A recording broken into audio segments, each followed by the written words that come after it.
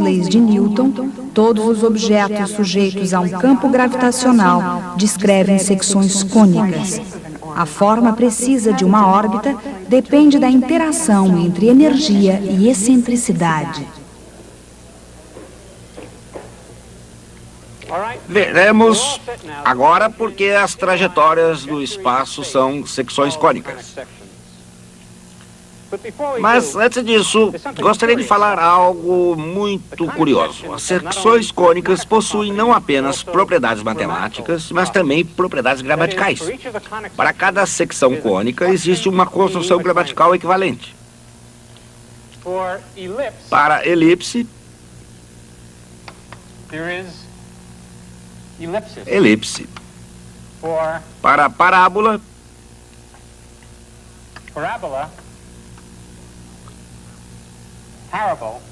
parábola. Para hipérbole, hipérbole. Elipse significa omitir algo de uma sentença que mesmo assim pode ser compreendida. A física é mais divertida do que a química. Isso é uma elipse porque, na verdade, você deveria dizer a física é mais divertida do que a química é divertida. Uma parábola é uma história destinada a ensinar alguma coisa, como a história da maçã de Newton.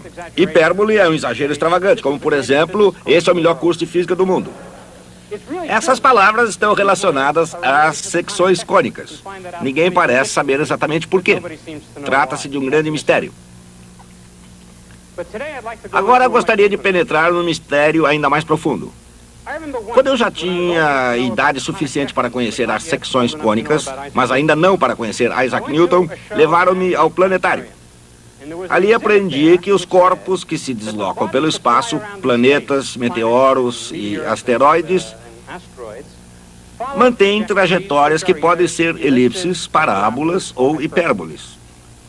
Lembro-me que isso me deixou absolutamente estarrecido. Por que razão deveriam esses corpos escrever trajetórias que correspondem a curvas com essas propriedades matemáticas? Bem, esse fato é importante porque nos faz encarar de frente o mesmo mistério que tem fascinado todo mundo, de Galileu a Albert Einstein. A natureza obedece à matemática. Hoje, nossa função é trabalhar na matemática que a natureza obedeceu ao produzir o sistema solar.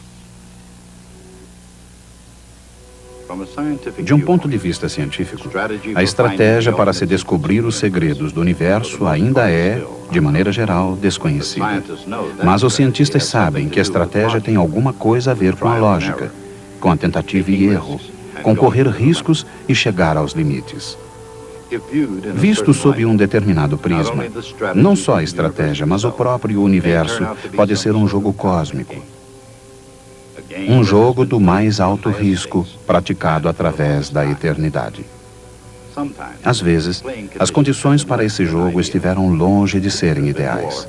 Houve guerra, pobreza e doença.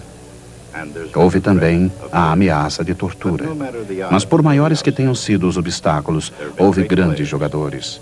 Cientistas como Kepler e Galileu, que para se certificarem das regras, tiveram que entrar no jogo. É um jogo de consequências sérias. Mas, como na Guerra nas Estrelas, como um jogo de cartas, ou um jogo de bilhar, não é mais que um jogo. Afinal, o conhecimento humano, como qualquer jogo, vai se aperfeiçoando com a prática. E a recompensa da ciência é paga na moeda da matemática. É claro que nem todo jogo exige um gênio. E certamente nem todos os jogos exigem o gênio de Galileu Galilei. Muito embora também ele fosse criativo, inspirado e muito competitivo. Num campo assim, por exemplo, Galileu não tinha concorrentes. Talvez porque, pelo menos nesse nível, fosse o único jogador da cidade. Galileu girava a bola durante horas a fio. Mas não se deve pensar que era só brincadeira e nada de trabalho. De fato, com esse jogo, ele foi capaz de reduzir a aceleração do movimento de queda livre. Competindo apenas com a natureza, Galileu fez algumas descobertas notáveis. Por exemplo, a distância percorrida em queda livre é proporcional ao quadrado do tempo, embora todos os corpos, o dele inclusive, caiam com a mesma aceleração constante. Galileu fez muitas outras descobertas notáveis. Na Europa, em fins do século XVI, outro astrônomo brincava com outra coleção de brinquedos. Seu nome era Tycho Brahe, e seus brinquedos eram sextantes e quadrantes, que ele próprio projetava e construía. Assim como Galileu, com o plano inclinado, o jogo de Tycho reinterpretaria as leis que governam o universo.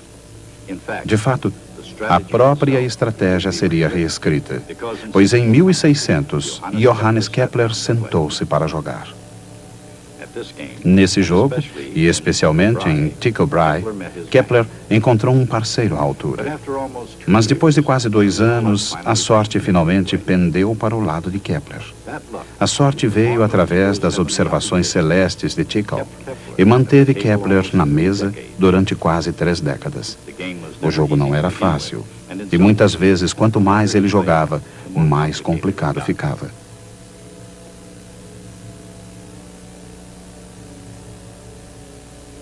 Mas Johannes Kepler acabou vencendo a partida final de matemática cósmica. A vitória ficou conhecida como as 3 leis de Kepler do movimento planetário. A lei das elipses,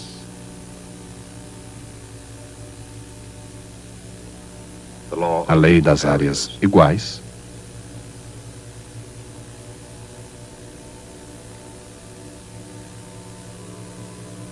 e a lei da harmonia, ou dos harmônicos. Isaac Newton levaria essas leis à perfeição. Para ele, Kepler era um gigante, e Newton tinha certeza de que essas 3 leis estavam corretas. Newton também considerava Galileu um gigante, e achava que a sua lei dos corpos em queda também estava correta.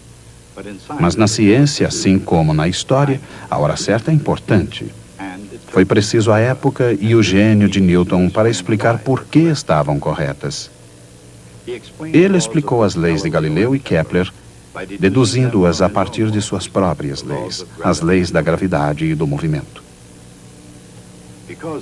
Em virtude dessas leis, a equação da órbita da Terra é a de uma secção cônica, e em particular, uma elipse.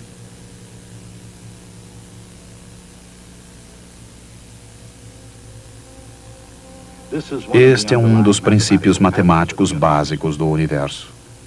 Os planetas se movem em elipses determinadas pelo momento angular, pela massa do planeta, pela massa do Sol e pela excentricidade da órbita.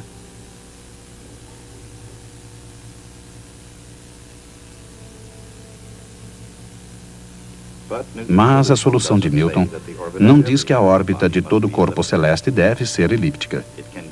Ela pode ser uma parábola, uma hipérbole, ou até mesmo uma perfeita circunferência platônica. Seria esta a forma das coisas nos céus? Em caso afirmativo, o que determina a forma precisa da órbita de um corpo? Todas as secções cônicas aparecem no céu. O segredo da forma precisa é encontrado na energia do corpo. Imaginemos o que acontece a essa energia quando um planeta se movimenta em sua órbita. Quando o planeta se aproxima do Sol, sua energia potencial U é pequena. Mas o planeta acelera, e assim a energia cinética K torna-se grande. Já no ponto mais longínquo da elipse, sua energia cinética é pequena, e o planeta como que divaga lentamente. Ao mesmo tempo, em virtude da maior distância ao Sol, sua energia potencial é grande. A energia potencial e a energia cinética do planeta mantêm um constante intercâmbio.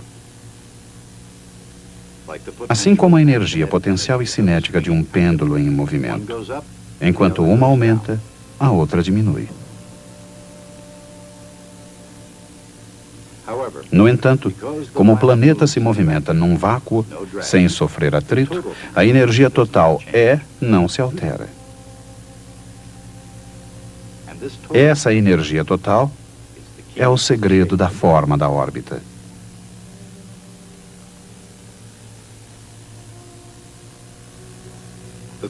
A busca das formas das órbitas teve início muito antes da tentativa de Kepler. Ptolomeu observou as estrelas com um pequeno quadrante. Durante séculos, a melhoria das observações astronômicas esteve ligada ao aperfeiçoamento desses quadrantes. Com o auxílio de Urânia, a deusa da astronomia, Ptolomeu via até onde os limites de sua visão e imaginação permitiam. Mais tarde, Tycho Brahe daria ao seu observatório o nome de Uraniaburg, em homenagem à mesma deusa. Foi nesse observatório que Tycho construiu aparelhos incomparáveis para a observação de estrelas. E isso antes da invenção do telescópio. Essa brilhante capacidade de Tycho de enxergar longe só era superada por sua vaidade. Considerando-se um rei cientista, num gesto devastador, Tycho apontou seu reino que consistia em nada menos que todo o céu. Com instrumentos quase tão poderosos quanto a sua autoestima, Tycho estava muito acima de todos os outros astrônomos. Suas observações com precisão de 2 minutos de arco, equivalentes a cerca de 1/15 do diâmetro da Lua, eram 5 vezes mais precisas que qualquer outra medição astronômica na história. Só depois de 1609, quando Galileu utilizou seu telescópio, a visão astronômica seria aperfeiçoada. Hoje ela melhorou consideravelmente. Através dos radiotelescópios, essa precisão foi aumentada para 1/1000º de 1 segundo de arco. Do ponto de vista humano, isso corresponde a se ver a espessura de um fio de cabelo à distância de 10 quilômetros. Reunindo potência e precisão, os telescópios modernos podem ver inumeráveis objetos que antigamente só apareciam nos sonhos dos astrônomos. Plutão, por exemplo, embora invisível a olho nu, aparece com clareza nessas fotografias.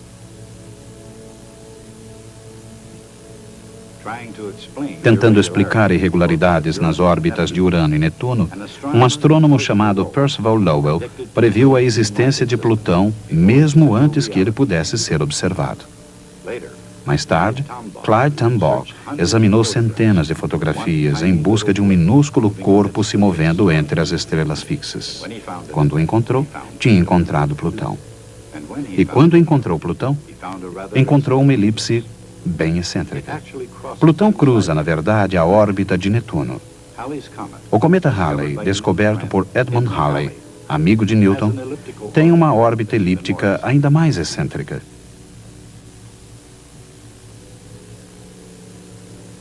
Essas órbitas oferecem um contraste marcante com as de Vênus e da Terra, que orbitam em redor do Sol em trajetórias quase circulares. Mas todas elas, elípticas ou quase redondas, são trajetórias de energia constante. Isso constitui nada menos que um milagre matemático.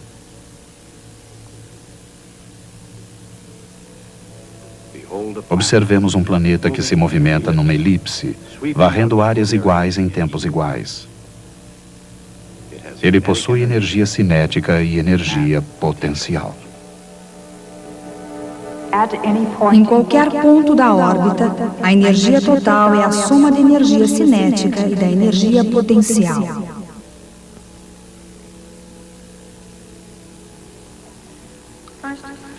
Calculemos primeiro a energia potencial.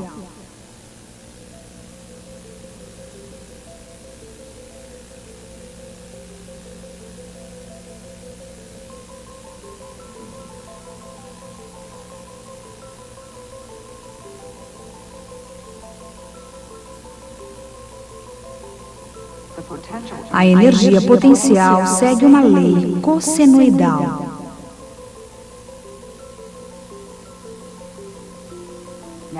Em seguida, calculemos a energia cinética.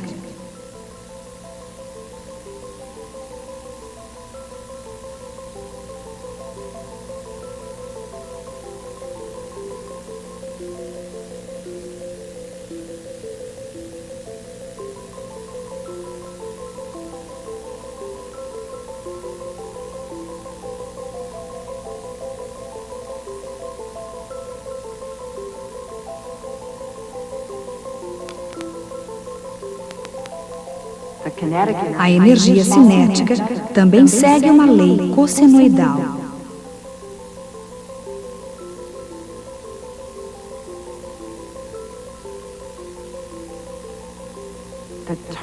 A energia total, cinética mais potencial, é constante. Isso acontece porque os termos cossenoidais se anulam na adição.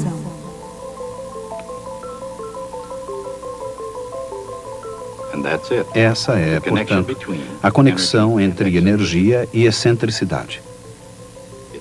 Tanto no caso de uma hipérbole, quanto de uma parábola ou de uma elipse. É claro que a descoberta de Johannes Kepler de que as órbitas planetárias são elípticas não se baseou em observações telescópicas. Kepler fez suas descobertas ainda antes da existência do mais simples telescópio, baseando-se exclusivamente em observações a olho nu. Observações feitas através dos olhos de Tycho Brahe. Até o dia em que encontrou-se com Kepler, Tycho tinha registrado 777 estrelas. Considerando-se todas as estrelas do céu, isso talvez não pareça muito. Mas como Johannes Kepler sabia, esse era o total das estrelas mais brilhantes que podiam ser observadas a olho nu. Quando Kepler pediu para examinar as anotações, Tycho pediu que desse um passeio.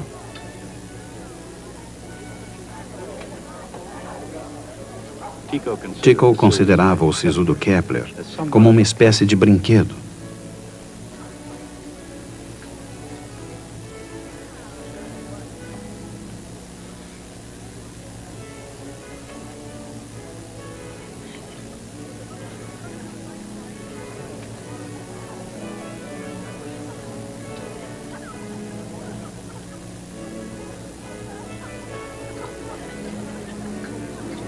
O jogo, elaborado com a mesma precisão dos seus instrumentos, era uma versão de Tycho do popular Siga o Chefe, do qual Kepler era incapaz de participar sem as observações.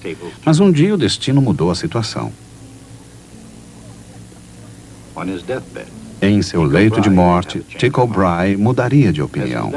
Implorou a Kepler que tomasse os seus dados, os utilizasse da melhor maneira e concluísse o jogo mais sério de suas vidas. Quase 30 anos depois, Kepler finalmente conseguiu publicar os dados de Tycho, mas não sem antes utilizá-los para descobrir a forma da órbita de Marte. As formas das órbitas dependem de sua energia.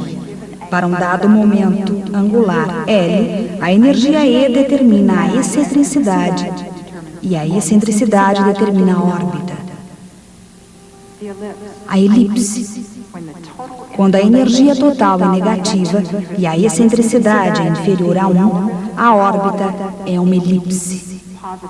A energia cinética positiva é muito pequena para superar a energia potencial negativa. Assim, preso a uma órbita fechada, o corpo não pode jamais escapar do sistema solar. A parábola. Quando a energia total é 0 e a excentricidade é exatamente 1, a órbita é uma parábola. Se um corpo iniciasse seu movimento com energia cinética 0 e caísse do infinito, ele contornaria o Sol e retornaria ao infinito.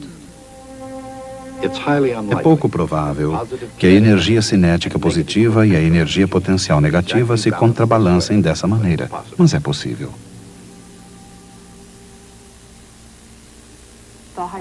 A hipérbole.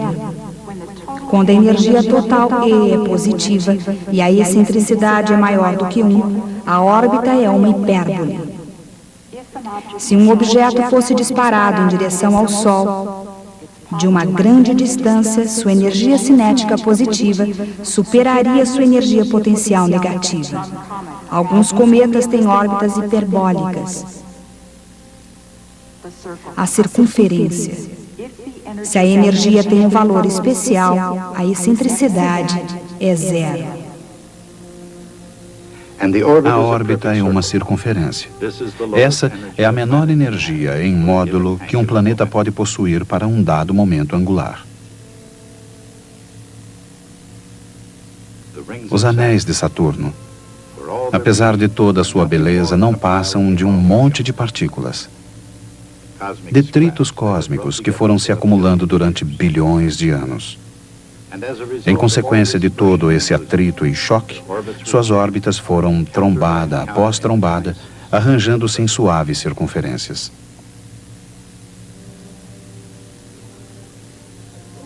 Sabe-se que isso é verdade em virtude da relação entre energia e excentricidade, mesmo que o cálculo de 1 milhão de órbitas em interação esteja além da capacidade matemática dos mais potentes computadores da Terra.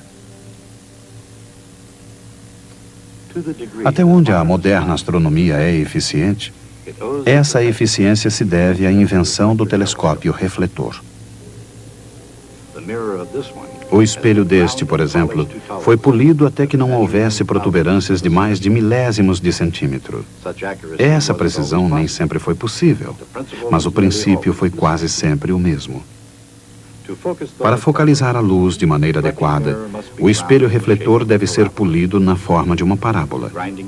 Esse polimento exige técnica, paciência e um composto pastoso de polimento de lentes.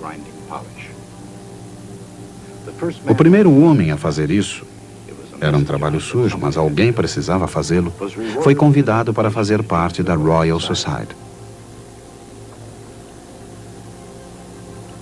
Seu nome era Isaac Newton.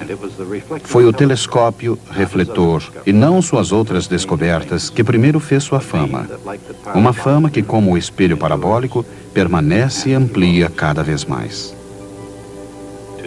O telescópio gigante de hoje, uma verdadeira maravilha, é uma ampliação do protótipo de Newton. A exploração do espaço pelo homem, o maior jogo do sistema solar, não começou com Isaac Newton. Havia, afinal, aqueles em cujos ombros ele se firmou para trabalhar. Galileu e seus brinquedos, a partir dos quais desenvolveu a lei dos corpos em queda. Tycho e suas observações, peças de um quebra-cabeça que alterou o curso da história cósmica. Kepler, que utilizou as observações de Tycho em seus cálculos e que reescreveu as regras. Se o jogo não começou com o gênio de Newton, também não terminou com ele. Os cientistas modernos, como Newton antes deles, se revezam na tentativa de desvendar os mistérios do cosmo. Ainda flui o jogo no qual os melhores jogadores conseguem ver um passado de 15 bilhões de anos. E a resposta, o prêmio do vencedor, é uma olhadela na origem do universo. A questão é, portanto, quem será o próximo? Como já disse antes, o primeiro a perceber o que Newton conseguira foi seu jovem amigo Edmund Halley. Halley entendeu que, de acordo com Newton, embora as órbitas dos planetas fossem quase circulares, era possível um corpo ter uma órbita elíptica bem excêntrica como essa. Se existisse um corpo desses, ele poderia ser visto durante um determinado período. Em seguida, ele desapareceria por muitos anos antes de retornar e ser novamente visto. Halley consultou alguns registros históricos e encontrou aparições em 1531, 1607 e mais uma vez em 1682. Esses objetos eram de tal forma parecidos que só podiam ser o mesmo corpo. Tratava-se do cometa Halley. O teste crítico era prever quando ele seria novamente observado. Foi o que ele fez. Infelizmente, para confirmar se tinha razão, ele teria que ter vivido até os 102 anos, mas só conseguiu chegar aos 86. De qualquer maneira, exatamente como havia previsto, no Natal de 1758, o cometa Halley foi visto mais uma vez. Suas mais recentes viagens o trouxeram de volta em 1910 e mais uma vez em 1986. É isso aí. Explicamos a estrutura do céu. Esse antigo mistério foi finalmente resolvido. Há muitos anos atrás, houve uma organização chamada a Irmandade Pitagórica. Eram seguidores do mestre Pitágoras de Samos. Era uma sociedade matemática semi-rústica. Os neófitos passavam por um longo e difícil aprendizado para purificar a mente e limpar a alma antes que lhes pudesse ser confiado o notável poder do conhecimento matemático. Hoje, depois de um longo e difícil aprendizado, vocês puderam ter um relance do templo do conhecimento humano. Espero que saibam usar esse poder com sabedoria. Mas, por enquanto, podem ir embora. A excentricidade de uma órbita depende da energia do corpo em movimento.